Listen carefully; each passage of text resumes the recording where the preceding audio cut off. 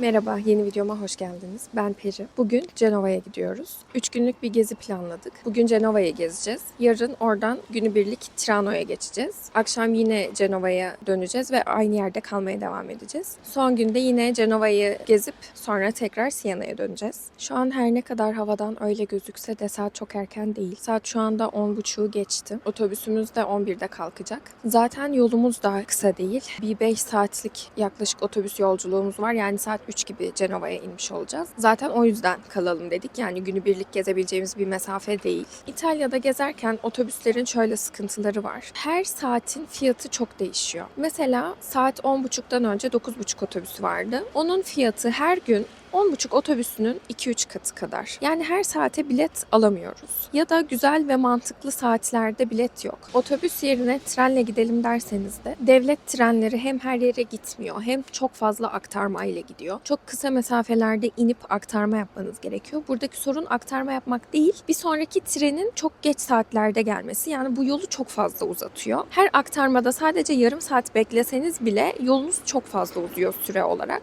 Normal devlet treni dışında bir de hızlı trenler var. Hızlı trenler gerçekten mükemmel. Yani bir Türkiye'deki hızlı tren gibi değil. Böyle 6 saatlik yolu 2 saatte falan gidiyor bu hızlı trenler. İtalya'nın en kuzeyinden güneyine çok hızlı bir şekilde gidebiliyorsunuz. Ama tabii ki ücreti de ona göre. Bu arada bu bizim Kuzey İtalya gezimizde. Onu da izlemediyseniz linkini koyayım buraya. Biz 3 günlük devlet tren bileti alıp gezmiştik. Ama Kuzey'de bu devlet treni geçerli değilmiş bu 3 günlük kampanyaya. Yani 3 gün için tek bir bilet alıyorsun, sonra sınırsız bir şekilde biniyorsun trene. Gerçi kontrole de denk geldik ve bir sıkıntı olmadı ama bilmiyorum, yani birazcık gerçekten doğalarla gezmişiz diyorum. O yüzden şimdi öyle bir şey yapamadık ve otobüsle gidiyoruz.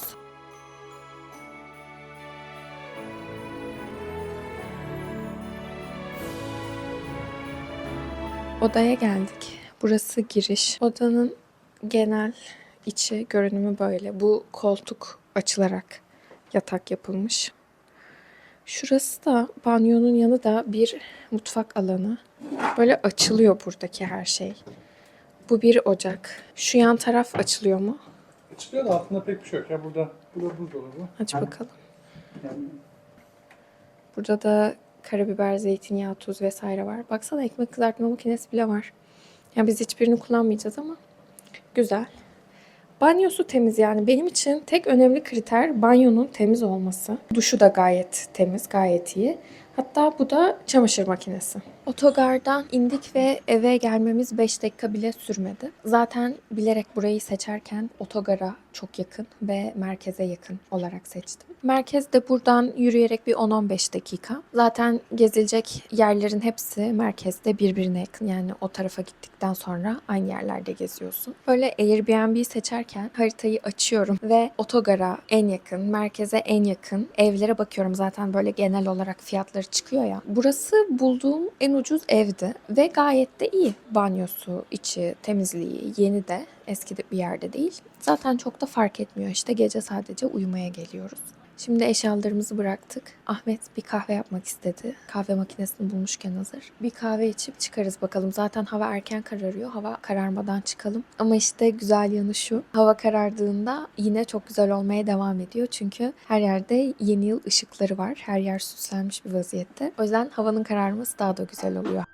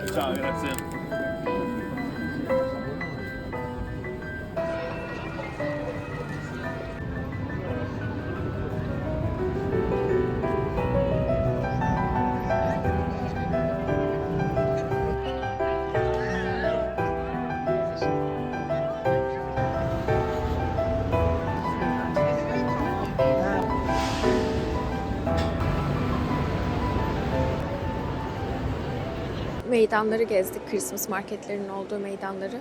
Sonra da yemek yedik. Yediğimiz yemekleri çekmiyorum. Çünkü çok göstermeye değer bir şey yemiyoruz. Yani gittiğimiz yerin geleneksel popüler yemeğinden ziyade fast food falan yiyoruz genelde. Türkiye'den gelseydik eğer yerdim bu arada. Pizza, makarna gibi şeyler yerdim. Ama zaten İtalya'da yaşıyoruz ve her gün İtalyan yemeği yiyoruz. O yüzden birazcık böyle fast food tarzı şeyleri özlemiş oluyoruz. Şehir dışına çıkmak da bunlar için bir fırsat, bir bahane oluyor bize. Cenova bir liman şehri. Bu arada daha kuzeye geldik. Siena tam Orta İtalya'da, Toskana'da. Toskana'nın biraz daha kuzeyine geldik. Böyle Milano'ya yakınız hatta. Ama kuzeye gelince ben daha kuzey bir şehir olacak diye bekliyordum. İşte daha Avrupa'yı, soğuk, daha Avrupa şehri oluyor işte, yani Kuzey İtalya videomda yine görmüşsünüzdür eğer izlediyseniz. Ama burası sanırım liman şehri olmasının da etkisiyle bana daha bir güney şehri gibi hissettirdi. Böyle daha sıcak yerler gibi bir havası var bence. Ki şu an Christmas zamanı olmasına ve her yerin süslemeler, ağaçlar, Christmas marketlerle dolu olmasına rağmen. Burası da böyle mağazaların olduğu bir cadde.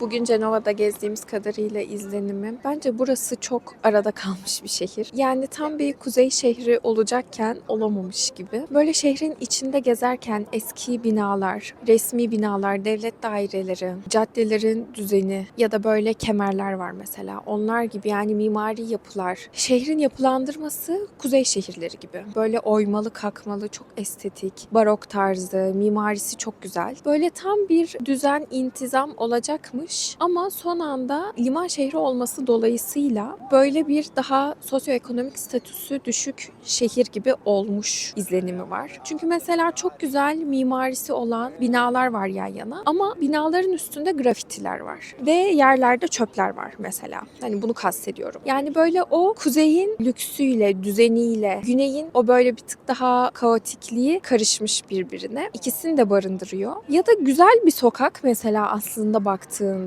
hani belediye bir şeyler yapmış, önceden bir şeyler yapılmış tarihi olarak belli. Ama işte yerlerde çöpler, böyle bir hani ara sokaklar hiç tekin durmuyor. Çok fazla grafiti var. Böyle yani tam anlamıyla güzel, temiz bir kuzey şehrinde geziyor gibi değilsin. Ama asla bir Güney İtalya gibi de değil, yani bir Napoli gibi falan da değil. Tam olarak ikisinin arası bir yer bence. Böyle durumlarda ben Toskana'da yaşadığımız için çok şükrediyorum. Toskana şehirleri de çok güzel, çok düzgün. İşte Floransa, Pisa, Siena, Arezzo, Livorno daha çok bilinenleri. Ve güzel şehirler, temiz, güzel sokaklar. Ama tam bir Avrupa şehri gibi de değil hiçbiri. Hepsinin kendine özgü bir yapısı var. O yüzden yani Toskana bence İtalya'da yaşamak için güzel bir yer. Ben video çekerken benim söylediklerimi duydun mu Cenova ile ilgili? Yok, duymadım. Tamam, o zaman çok iyi. Çünkü senin objektif yorumunu merak ediyorum. Bugün gezdiğimiz kadarıyla sence Cenova nasıl bir yer? Bence Cenova güzel bir yer ama şu an bunu böyle büyük ihtimalle izleyen kişi ya Türkiye'den ya İstanbul'dan biri olacak. O yüzden beni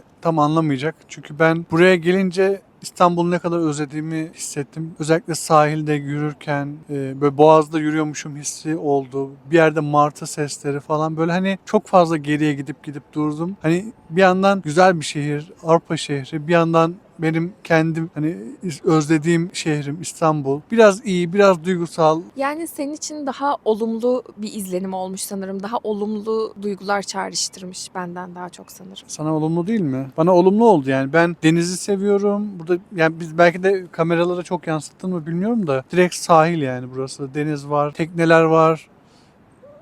tam yansıdı mı bilmiyorum da çok iyi hissettirdi bana. Yani bu böyle Boğaz'da Bebek'te yürüyormuşum hissi verdi. Hatta şurası aynı Galata Port ya.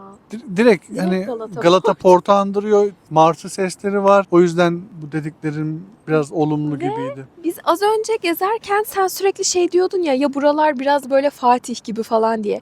O zaman şöyle düşünebiliriz ya şu yukarılar Karaköy ve Karaköy'den Galata Port'a inmişiz gibi. Evet. Kısmen bazı yerler Beşiktaş hatta. Aşağısı şu an hani burası. İçerilerde bir tık daha gerçekten Karaköy, Beşiktaş falan gibi. Yani Ahmet İstanbul'u çağrıştırdığı için, Ahmet İstanbul'u ve çok seviyor. Ben de çok seviyorum, o ayrı, ama sen o yüzden onları çağrıştırdığı için bence çok sevdin. Ya ben o tarz bir duygusal bağ kurmadım. Hani güzel gezdik, iyiydi gibi gördüm en fazla şu anda. Yarın Torino'ya gideceğiz ve Torino'yu herkes çok övüyor. Büyük ihtimalle yarın bugünden daha çok keyif alarak gezeriz.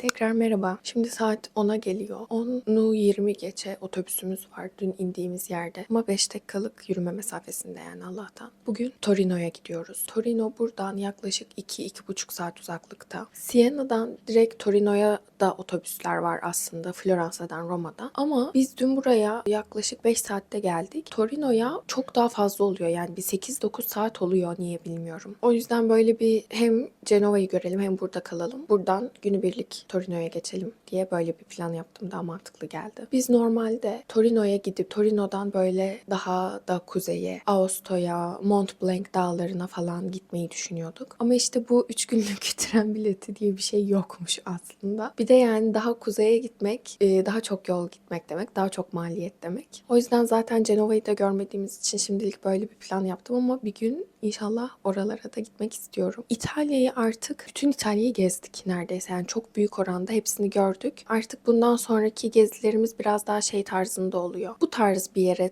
yine gidelim. Bu tarz bir yeri tekrar görelim şeklinde oluyor mesela. Kuzey İtalya'yı biz çok sevdik. O yüzden yine böyle daha kuzeye doğru geldik.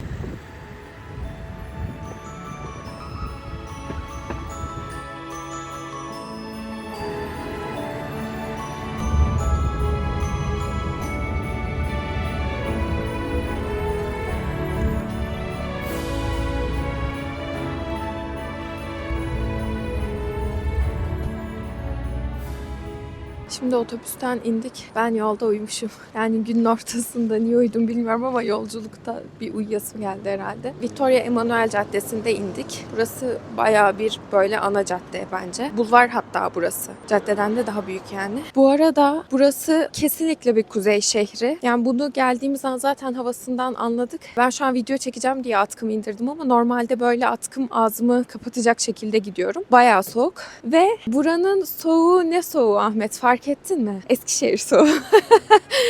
Böyle bir Eskişehir soğuğu var burada. Karasal iklim havası var.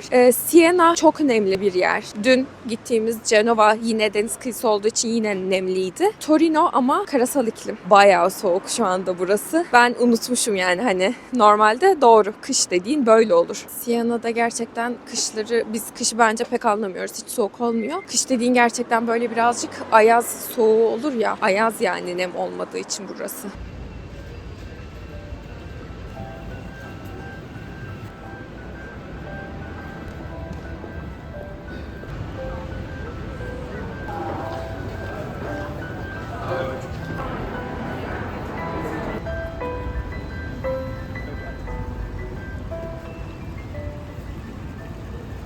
Tam şu karşıda caddenin sonunda gözüken heybetli bina tren garı.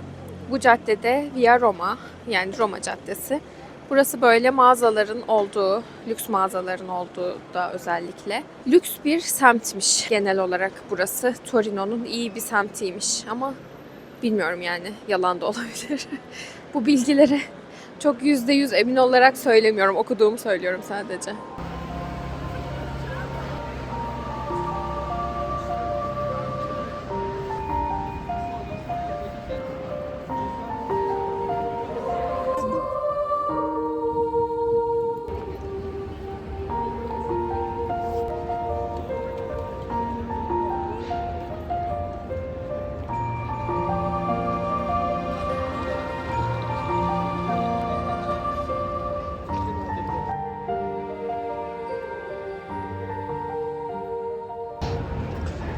Bu cadde az önce yürüdüğümüz Via Roma. Bu caddenin sonu Piazza San Carlo'ya çıkıyor. Yani bu meydana çıkıyor.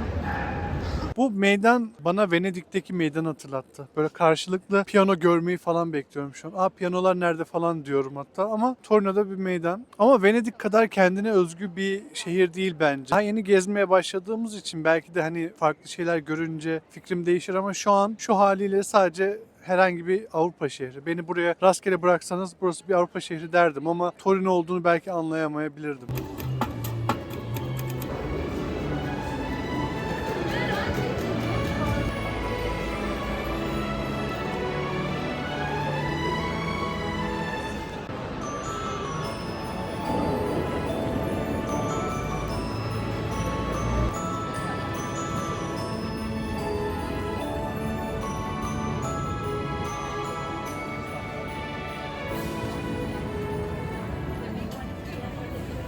Bu Biçer'in kahve, çikolata ve krema. Ahmet az önce içti ve sanırım sadece kahvesi geldiği için çok acı oldu. O yüzden şimdi böyle hepsini birbirine karıştırıyor. Bu Biçer'ini ben İtalya'da ilk kez gördüm. Zaten Torino'ya özel bir içecekmiş. Bu Bicchieri de İtalyanca bardak demek. İç bakalım. Aslında yani içeceğin adı bardak.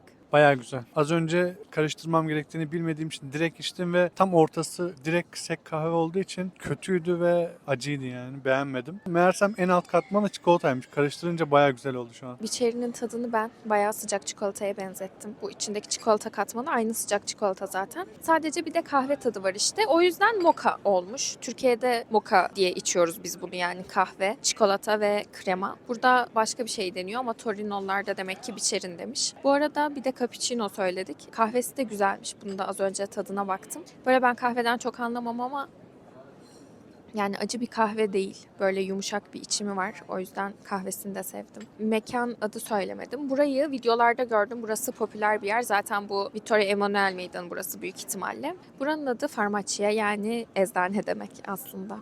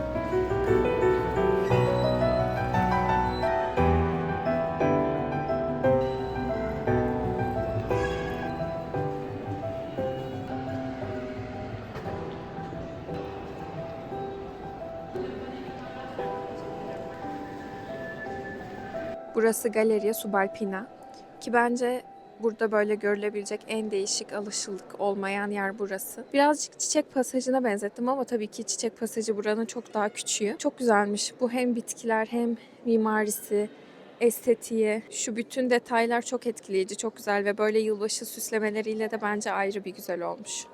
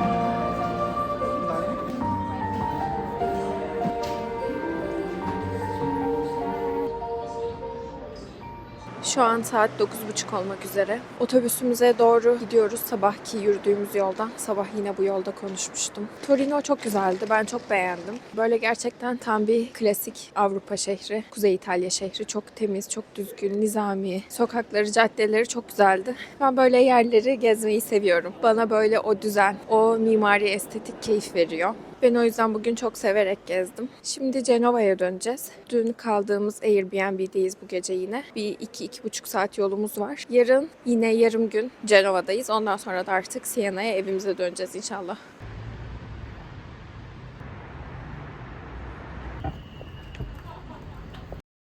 Çıkıyoruz. Evi topladık. Zaten toplanacak bir şey yoktu yani kendi eşyalarımızı aldık. Son videomuzu çektik ev sahibi için. Bak apartman, evin içi güzel ama birden apartmana çıkınca apartman hayal kırıklığı.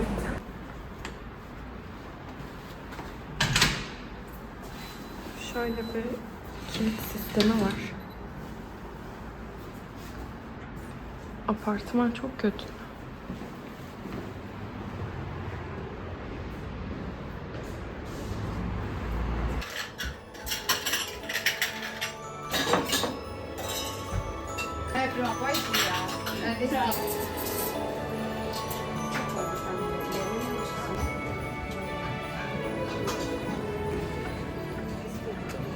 Şimdi gözümüze kestirdiğimiz bir yere oturduk, kahvaltı yaptık. Adı da Kafeterya Lomellini'ymiş. Nerede adı yazıyor diye bakıyorum, burada yazıyormuş. Burayı da geçen gün Cenova'dayken önünden birkaç kez geçtik. Baktık hep İtalyan teyzeler oturuyor. Dedik tamam o zaman burası kesin iyi bir yerdir. Şu anda da İtalyan teyzeler oturuyor. Ve güzeldi gerçekten. Fıstıklı kruvasan yedik. Bayağı lezzetliydi, kreması falan. Ağır değildi, çok yağlı değildi. Kreması da çok lezzetliydi. Beğendik yani. Ve fiyatları da normal. Bir yerde kahve içeceğimiz ya da bir şey yiyeceğimiz zaman hiç gidip internetten bakmıyorum. Tamamen sadece, bir de zaten İtalya'da masalarda, sokaklarda olduğu için oturan insanların profiline bakıyorum. Turist mi, İtalyan mı, genç mi, yaşlı mı?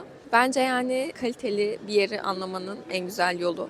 Kahve olarak latte söyleyecektim. Bu bizim Türkiye'de içtiğimiz sütlü kahve olan latteyi. Ama bunu yani kesin internette falan duymuşsunuzdur. Ben de daha önceden bahsetmiştim. Popüler bir konu sosyal medyada şu anda. İtalya'da latte istediğinizde size kahve vermiyorlar, süt veriyorlar. Çünkü latte süt demek. Gerçekten bir bardak sıcak süt veriyorlar eğer latte istiyorum derseniz. O yüzden kafe latte demeniz gerekli. Yani biz Siena'da, ki Siena Toskana'da, Roma'da vesaire latte alacağım zaman kafe latte diyerek alıyorum. Ama kuzeyde kafe latte denmiyor. Şimdi tam sipariş verirken kafe latte denmediğini hatırladım ama ne dendiğini hatırlayamadım. O yüzden ben yine de belki anlar umuduyla kadına kafe latte alabilir miyim dedim. Kadın da diyor ki kafe macchiato mu, cappuccino mu? Ya şu kahve isimlerinin bu kadar çeşitli olması gerekli miydi gerçekten? Ya Cafe Macchiato da bu arada Toskana'da çok başka bir şey. Yani espresso üstüne birazcık köpük. Türkiye'de çok başka bir şey. O yüzden artık dedim ki cappuccino'nun biraz daha sütlü olan hali. Tamam dedi Cafe Macchiato. Ben de sonradan hatırladım zaten. Kuzeyde yani bizim Türkiye'deki içtiğimiz normal latte'ye Cafe Macchiato deniyor. Bu arada kuzeyden kastım Floransa'nın kuzeyi. Ama biraz daha orta kesimde ve güneyde de Cafe Latte deniyor. Ama hiç risk almamak için cappuccino da söylenebilir. Bence bu kadar düşünmemek için. Bu arada şimdi fırının önünden geçerken göstereyim dedim. Buranın normalde focaccia'sı meşhur. Focaccia da tam olarak bu. Ekmeğin üstüne bir şeyler. Bir de pestosu meşhur. Pesto da şu yeşil sos.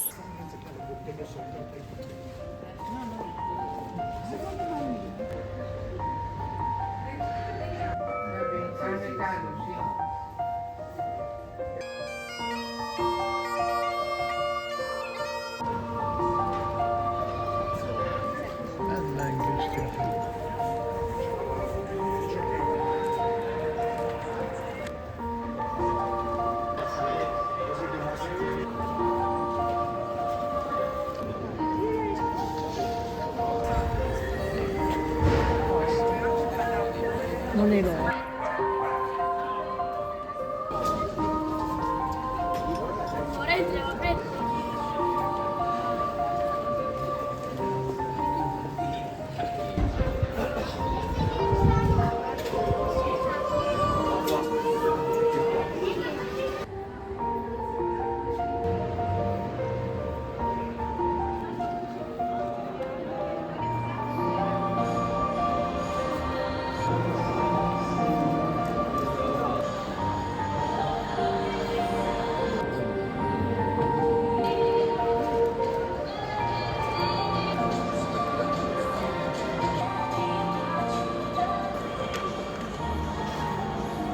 Şöyle bir stand ilgimizi çekti. Burada kitaplara bakıyorduk Ahmet'le.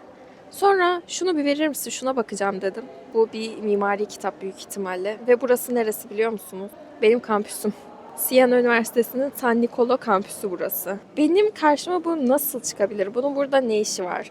Hani meşhur bir yer mi, mimari öneme mi sahip onu bile bilmiyordum. Yani bu kitabın kapağında nasıl karşıma çıktı? Buraya gelmeden önce böyle 3-4 farklı yerden nerelere gitsek diye baktık ama şu an bulunduğumuz yeri hiçbir yerde görmedik. O yüzden gezmemiz gereken yerler arasında da kaydetmedik. Bugün son günümüz olduğu için biraz vaktimiz vardı ve böyle rastgele sokaklara girerken burayı gördük bir anda ve içeride Christmas müziklerinin çaldığı, böyle kitap standlarının olduğu çok güzel bir yere geldik. Çok keyifli. Şimdi kahvemizi aldık, oturuyoruz. Size aldığımız birkaç parça şeyi göstermek istiyoruz. Uzun zamandır böyle masamızın üstüne koymak için kitaplar arıyorduk. Bir tane stand bulduk böyle her şey 1,5 euro diyor ve ben üst üste sordum kadına hani bunlar 1,5 euro bak emin misin falan diye. Ve bunlar biz normalde 10 euroya 15 euroya aldığımız şeyleri 1,5 euroya görünce 3 parça şey aldık. Yani bir tanesinde düz İtalya yazıyor ve İtalya'nın belli farklı yerlerinin yer aldığı bir kitapçık. Yani bunu direkt bu şekilde koyabiliriz diye düşünüyorum. Bunu da ben çok yaşanmışlığı olduğunu düşünüyorum. Mesela iç detaylarında böyle hani izler falan var. Hani boyalar var. Ve bu hani yaşanmışlık benim hoşuma gidiyor. Hani o yüzden almak istedim bunu. Üçüncü de bu direkt Peri'nin kampüsü bize ait bir şey gördüğümüz için hoşumuza gitti. Bunu hatta açmak istiyorum şu an. İçinde ne var? Hani direkt okul var mı? Belki benim kampüsüm falan da vardı. Burası işte, burası kampüsüm. Evet, burası böyle bahçeden girince olan okula giriş kısmı kampüsün. Bakın burası, evet. Burası işte Siena Üniversitesi'nin San Nicolo kampüsü. Çok değişik ya, bu herhangi bir böyle kitapta buna denk gelmek. Aslında burası çok eski bizim kampüs. Eskiden hatta en alt katı akıl hastalarının kapatıldığı bir akıl hastanesiymiş. Sonradan artık renove mi edildi, ne oldu bilmiyorum ama.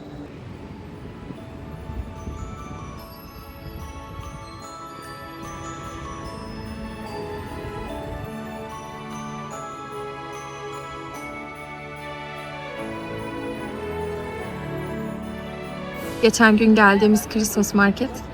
Ama gece geldiğimiz için her şey şu an çok daha farklı gözüküyor.